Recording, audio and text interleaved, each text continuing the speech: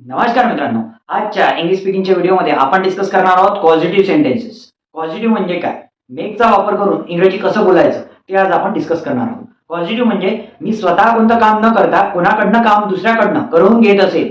Suppose I am mediator आणि मी कोणतंही काम स्वतः न करता दुसऱ्याकडनं करून घेत असेल, तेव्हा आपण काही पॉझिटिव्ह वर्डचा यूज करतो. जसं मेक आहे, गेट आहे, लेट आहे, हॅव आहे. तर याचा वापर करून इंग्रजी कसं बोलायचं, याचा वापर केल्याशिवाय आपल्याला इंग्रजी अस्खलित बोलताच येणार नाही. चला तर बघूया काही एक्झाम्पल सोबत पॉझिटिव्ह सेंटेन्सेस. पहिलं एक्झाम्पल बघा, राम. पहिलं एक्झाम्पल आहे Ram makes. Ram makes me write. Ram makes me write. Ram मला लिहायला लावतो. राम मला लिहायला लावतो. राम स्वतः लिहितो का? नाही. राम मला लिहायला लावतो. Ram makes me write. किंवा राम माझ्याकडनं लिहून घेतो. Ram makes me write. पहिले काय घेतला आपण? सब्जेक्ट. पहिले काय घेतला? सब्जेक्ट. पहिले काय घेतला? सब्जेक्ट. पहिले सब्जेक्ट. नंतर काय लावलं? मेक. नंतर काय लावलं? Second person. कुणाला? मला. मलासाठी काय घेतला आपण? मी. ठीक आहे, मलासाठी मी. राम मेक्स मी काय काय करायला लावतो? लिहिणे म्हणजे राईट. वर्बचा कोणता फॉर्म घ्यायचा आहे? First form. कोणता फॉर्म घ्यायचा आहे? फर्स्ट. सेकंड एक्झाम्पल बघूया. I make me. I make. I म्हणजे मी. Me make you. कुणाला? मी तुला लिहायला लावतो. I make. नंतर सेकंड पर्सन पुन्हा येते यू. I make you. मी तुला लिहायला लावतो. लिहायला लावतो. मी तुला लिहायला लावतो. असंही म्हणता येते किंवा प्रेझेंट मध्ये मी तुझ्याकडनं लिहून घेतो असंही म्हणता येते. नेक्स्ट आहे आय विल राईट. मी लिहीन. आता इथे बघा, तुम्हाला जे टेन्सेस आहे त्याच्यामध्ये आणि पॉझिटिव्ह मध्ये काय फरक आहे या एक्झाम्पल मध्ये क्लिअर लक्षात येईल. I will write. मी I will write. I will write. I will write. मी लिहीन. स्वतः मी लिहीन. I will write. मी लिहीन. मी लिहीन. मी लिहीन. आता I will make you write. मी तुझ्याकडनं लिहून घेईन. I will make you write. मी तुला लिहायला लावीन किंवा तुझ्याकडनं लिहून घेईल. I will make you write. इथे काय ऍड केलं आपण? काय ऍड केलं? मेक. पॉझिटिव्ह वर्ड काय ऍड केलं? मी. मेकचा अर्थ होते मी कोणाकडनं जबरदस्ती कोणतं काम करवून घेईन. I will make you write. Next पाचवा आहे he makes me write work. He म्हणजे तो. He makes me. He makes me write work. तो माझ्याकडनं लिहून घेतो. तो माझ्याकडून लिहून घेतो.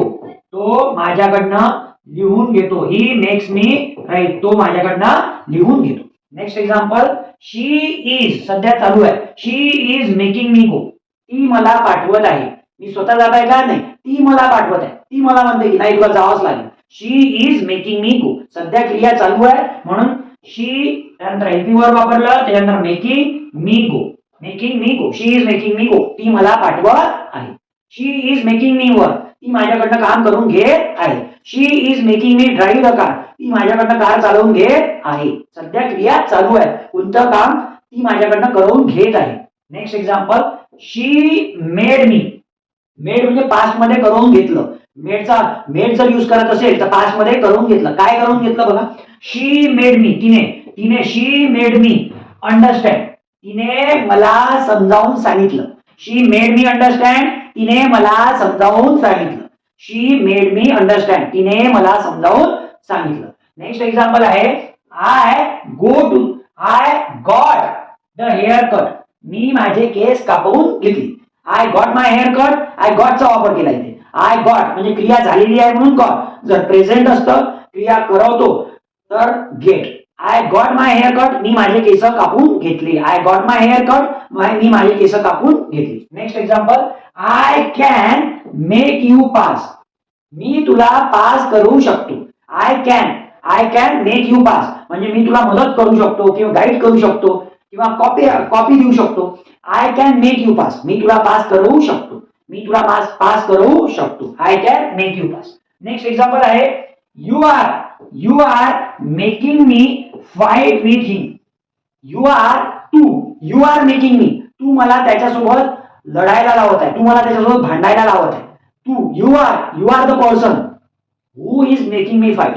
You are making me fight, तू मला त्याच्यासोबत भांडायला लावत आहे. You are making me do this work, तू मला हे काम करायला लावत आहे. You are making me paint the house, तू मला घर पेंट करायला लावत आहे. You are making me repair the car, तू मला कार रिपेअर करायला लावत आहे. कोणती गोष्ट करायला लावत आहे, करंट मध्ये लावत असेल तर यू आर मेकिंग मी, तू मला करायला लावत आहे.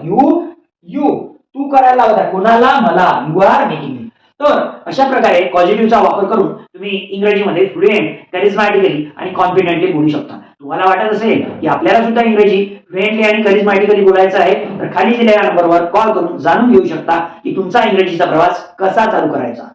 तर तुम्हाला जर्नी चालू करायची असेल तर आपल्या चॅनलला लाईक करा, सबस्क्राईब करा. Thanks for watching this video.